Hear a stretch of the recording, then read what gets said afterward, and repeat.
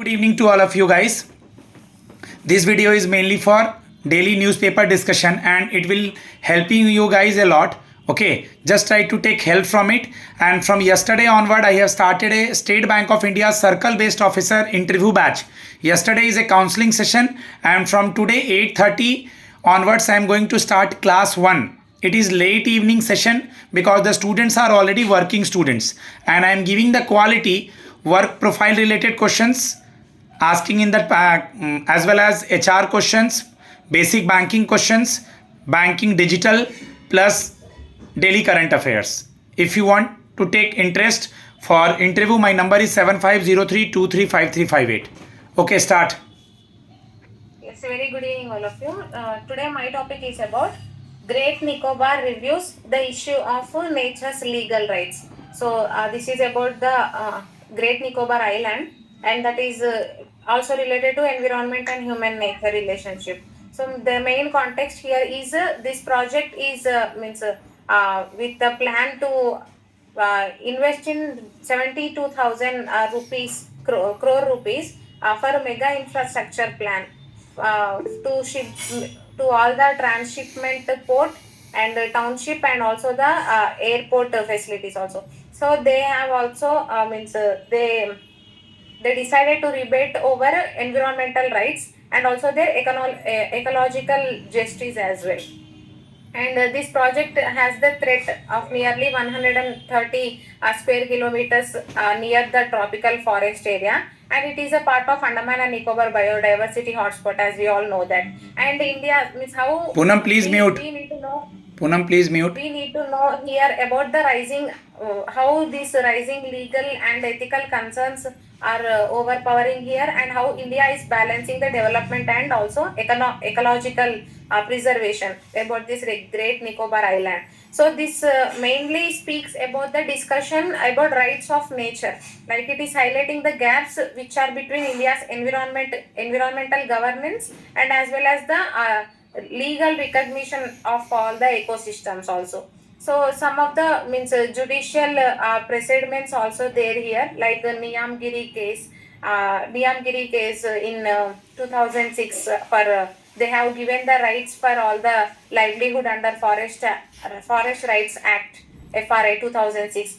That mainly said that this principle of community consent that is mandating about the Gram Sabha safeguard the Gram Sabha safeguard, which is mainly related to identity and also the resources which are related to this forest livelihood. And this relevance is about the same principle can apply as the Tribal Council of Little and Great Nicobar, which is reportedly bypassed before the forest diversion. And that are granted also, means forest diversion approvals are granted actually. So this will undermine one act here, that is scheduled tribes and other traditional forest dwellers recognition of Forest Rights Act 2006, which is a very important and key instrument for the participation of the environmental decision making. And nextly, we need to also know about the rights of nature concepts and the global trends which are trending now these days. Like we see in several countries like Bolivia, New Zealand, they have adopted the earth jurisprudence or the rights of nature approaches recently. So that are legally recognizing all the forest and also the rivers and all the ecosystems as the legal entities with all means which are having the rights to exist and also which are having the rights to flourish and regenerate also. So this main thing here is India's evolving jurisprudence on the nature rights. Like in our courts, Supreme Court have also shown some interest on intermediate openness about the idea of granting these type of natural entities to grant the legal personhoodship also. However, Supreme Court will later state this ruling, citing ambiguity about the all guardianship and the liability. So, despite it is stay means it is keeping that stay, the judgment is signaled as progressive legal direction, as it is acknowledging the nature that is requiring, it is commanding the representation of law. So this discussion is means reviving the questioning nature, whether it should be protected or whether it should meet all the resources that are related to all the rights hold. So this is about this article, and we need to also address here the main way forward towards this eco-centric governance. Like legal reforms are very necessary here to amend the Forest Rights Act 2006 to incorporate rights of nature and also the community guardianship, which is very helpful in establishing the legal standing for ecosystem in environmental disputes, and as well as to ensure free and prior consent for all the tribal and forest dwelling communities, because they will stay in these near places, no. So this is about it. Thank you. Good, very good. Guys, this article is very, very important because it's related to ecosystem as well as environment. Okay, next. Good morning. Good evening. My name is Anuja, and today's my topic is Trump involves meet PM raising hopes for a talk. इस topic में बताया गया है कि पिछले कुछ महीनों से, जैसे कि आपको पता है कि इंडिया और यूएस के रिलेशन बहुत कुछ ऊपर नीचे चल रहे हैं। जैसे कि अमेरिका ने इंडिया के ऊपर 50% टैक्स लगा दिया था, क्योंकि इंडिया रशिया से ऑयल इंपोर्ट कर रहा था। तो इन सब हालातों के बावजूद अभी क्या हो रहा है, अभी जो यूएस एम्बेसडर है सर्जियो गोर, वो इंडिया दिल्ली आए हैं और उन्होंने इंडिया के पीएम प्राइम मिनिस्टर मोदी से बात की है। उस बात में उन्होंने defence, trade, technology and corporation और क्रिटिकल मिनरल्स की इम्पोर्टेंस के बारे में बातचीत की है। और अभी वो सैटरडे को आए थे और अभी फिलहाल कुछ दिनों से दिल्ली में ही है। उनकी मुलाकात हुई है एक्सटर्नल मिनिस्टर जयशंकर से, नेशनल सिक्योरिटी मिनिस्टर मिस्टर ढोकाल से और फॉरेन सिक्योरिटी मिनिस्टर मिस्टर मिश्री से। अब इस मीटिंग में उन्होंने बताया गया है कि उन्होंने इंडिया और अमेरिका के सुधरने के रिश्तों के सुधरने की आशा जताई है। और उन्होंने बातचीत की है कि आगे आने वाले समय में शायद नवंबर से या आगे थोड़े नेक्स्ट मंथ से इंडिया और यूएस के रिलेशंस सुधर सकते हैं। मिस्टर मोदी ने ये अनाउंसमेंट की है। और इन्होंने ये भी बताया गया है कि मिस्टर सर्जियो गोर हैं, वो 26 और 27 को अक्टूबर को ASEAN समिट होगा, उसकी देखरेख के लिए इंडिया आए हैं। और ये समिट होगा कोलालमपुर में। इसके बारे में इन्होंने बातचीत की है, कोलालमपुर में। और इसके बारे में उन्होंने बातचीत की है। ये इन मिनिस्टर से मिले हैं, मोदी से मिले हैं और डिफेंस और ट्रेड से रिलेटेड उन्होंने बातचीत की है, ताकि इंडिया और यूएस के रिलेशंस को सुधारा जा सके। बस इस टॉपिक में इतना ही है। वेरी गुड बेटा। इसमें बस याद रखने का ये है कि 26 और 27 को ये एशियन समिट होगा। Thank you sir. Next. Good evening. My topic is email account of 12 lakh central government employees now run on Zolo's platform. इस आर्टिकल में ये बताया गया कि जो अभी जितने भी है और नॉर्मल से जो गवर्नमेंट ऑफिसर्स है, उनके जो अकाउंट्स है वो जोलो प्लेटफॉर्म पर चल रहे हैं।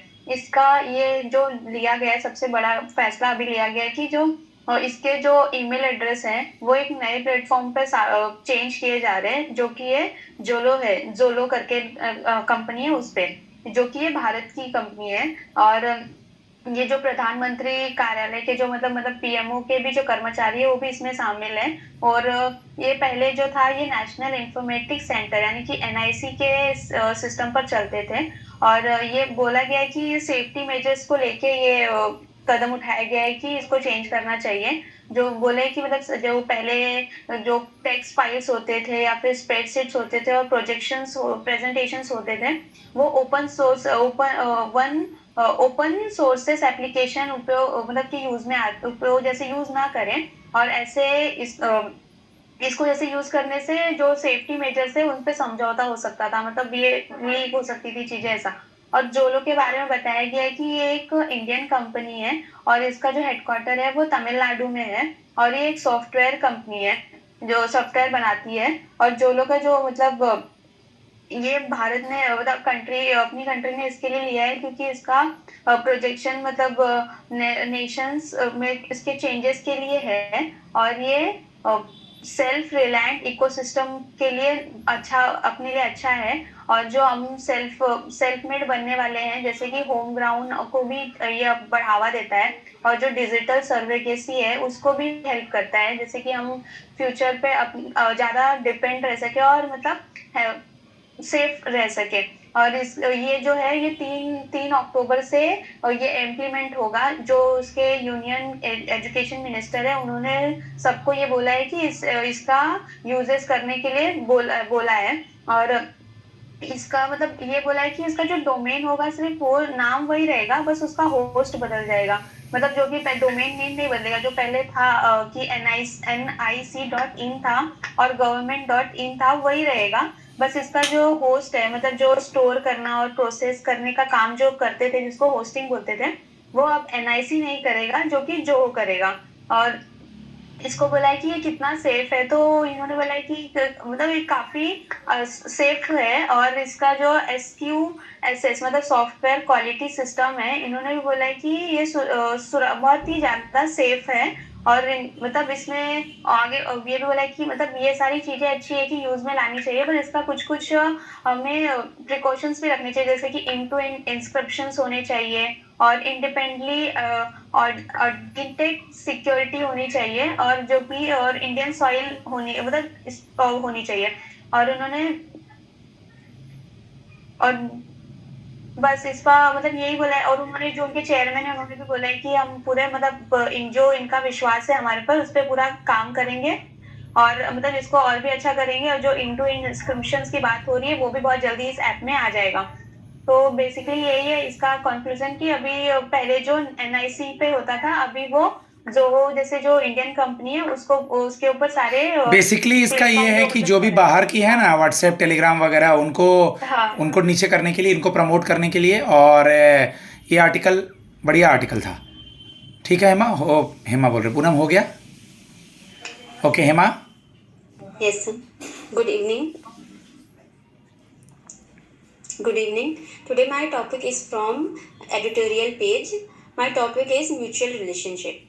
इसमें है कि जो इंडिया और यूके की इकोनॉमिक रिलेशनशिप है, आज के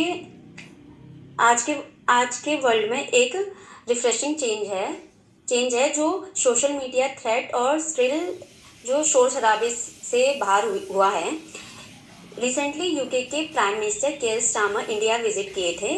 उन्होंने किया जो स्ट्रेंथन इकोनॉमिक टाइज और कुछ एग्रीमेंट्स किए हैं।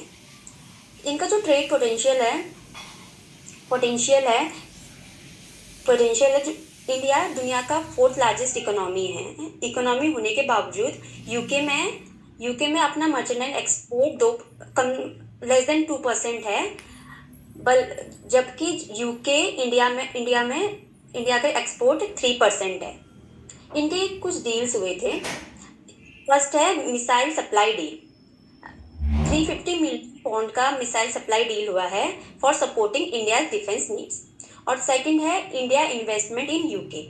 इंडियन कंपनी है, इंडिया की 64 इंडियन कंपनीज है, वो इन्वेस्ट करेंगी कि 1.3 बिलियन पाउंड्स यूके में for creating jobs and opportunity. Third है फिल्म प्रोडक्शन। इसमें बोला गया जो यशराज फिल्म है वो एग्रीड हुए हैं अपने कुछ 3 फिल्म यूके में शूट करने के लिए for promoting culture exchange. And fourth in education, UK के 2 यूनिवर्सिटी अपना ओपन करेंगे अपने कैंपस इंडिया में फॉर फोस्टरिंग एजुकेशन कोलैबोरेशन। अब है कि इनका म्यूचुअल बेनिफिट्स, इंडिया और यूके की जो रिलेशनशिप है वो ऑफर करता है म्यूचुअल और parametric approach to international relationship और focus on partial cooperation and mutual benefits. जो एक ग्रोइंग ट्रेड है दोनों नेशंस में, वो हेल्प करेंगे mitigate impact of potential economy challenges, जैसे यूएस ने टैरिफ लगाया था इंडिया में वाला। और है अभी फ्यूचर पर्सपेक्टिव, जो डबल बायलैटरल ट्रेड है 2030 तक हम $100 बिलियन होगा इनका टारगेट है। और जो दोनों कंट्री है वो काम करेगी डीपन देयर इकोनॉमी पार्टनरशिप। और इसमें comprehensive economy and trade agreement का एम है इंक्रीज करना ट्रेड को और टैरिफ को रिड्यूस करना और इन्वेस्टमेंट को प्रमोट करना। Thank you sir. गुड। कोई और बच रहा है? Good evening. Good evening. My topic is do cash transfer build government agency. इसमें बताया गया है कि भारत में जो इसका मुख्य विषय है कि भारत के जो कल्याणकारी योजनाएं की तहत महिलाओं को नगद सहायता दी जा रही है, लेकिन सवाल यह है कि इन्हें महिलाएं वास्तव में आर्थिक रूप से सशक्त हो रही हैं और सिर्फ जो बेनिफिट वाले बच्चे हैं वही उसमें बच रहे हैं। इसमें कल्याणकारी योजनाएं चुनावी राजनीति का हिस्सा बन चुका है। इसमें बिहार के मुख्यमंत्री महिला रोजगार योजना, कर्नाटक की गृहलक्ष्मी योजना, मध्य प्रदेश की लाडली बहन योजना, तेलंगाना की महिला सम्मान योजना इत्यादि लाभ सीधे महिलाओं के खाते में इसमें पहुंचता है। और इसके इसमें कुछ उद्देश्य बताए गए हैं, जैसे भारत के 89% महिलाओं के पास बैंक खाते हैं, परंतु केवल 30% महिलाएं अपने खातों स्वयं संचालित करती हैं। इसका वास्तविक आर्थिक भागीदारी जो है महिलाओं का है। खाते होने के बावजूद महिलाएं अभी भी पुरुष के पर निर्भर करती हैं। आर्थिक शोध बताते हैं कि यह आय महिलाओं के नाम पर आती है, तो उसका आर्थिक उपयोग परिवार और बच्चों के हित में होता है। और इसमें जो कैश होता है योजनाएं महिलाएं की आर्थिक सहायता की प्रारंभिक कदम है, परंतु सशक्तिकरण तभी संभव है जब महिलाएं न केवल पैसा प्राप्त करें बल्कि उसे नियंत्रित करें और बढ़ाएं और उसका विकास में उपयोग करें। इसलिए सरकार ऐसी नीतियां बनानी चाहिए कि जो वित्तीय साक्षरता, डिजिटल पहुंच और निर्णय लेने की क्षमता के साथ चल सके। Thank you. कोई अगर वर्ड ज़्यादा शुद्ध हिंदी है तो उसकी जगह हम लोग इंग्लिश यूज़ कर सकते हैं गाइस, कोई इशू नहीं है। नेहा एंड एवरीवन, ठीक है गाइस, आप ये वीडियो सुने, इससे हेल्प लें। आप सुपर 50 में अगर सही रास्ता जानना चाहते हैं मुझसे कांटेक्ट कर सकते हैं प्रीलिम्स और इंटरव्यू के लिए। धन्यवाद।